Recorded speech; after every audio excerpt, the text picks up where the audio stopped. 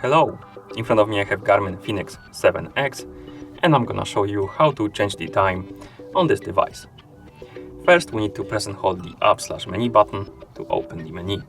Once you open the menu, you can scroll down by using the touchscreen or physical buttons. Scroll down until you find the System option. Then select it by tapping on it or pressing the Start/Stop button. Now scroll down, select the Time option. Here, scroll down, find the Set Time option, select it, and now change from Auto to Manual. The Auto option basically syncs the time with a GPS or phone, if your watch is paired with a phone.